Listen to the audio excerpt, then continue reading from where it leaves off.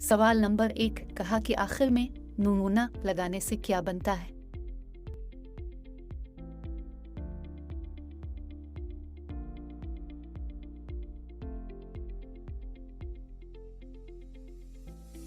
सवाल number 2 plate की जमा क्या है?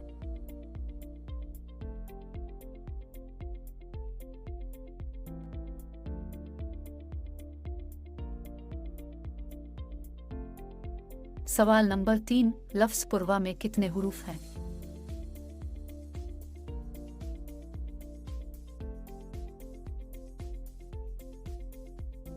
सवाल नंबर 4 बैल ना को मिलाने से कौन सा लफ्ज़ बनता है?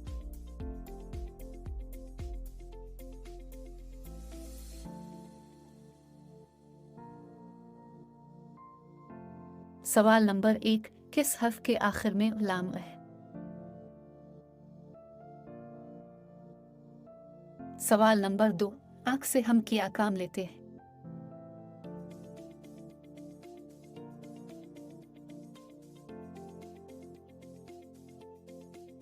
सवाल नंबर 3 ते अलिफ रे बड़ियों को मिलाने से कौन सा हर्फ बनता है?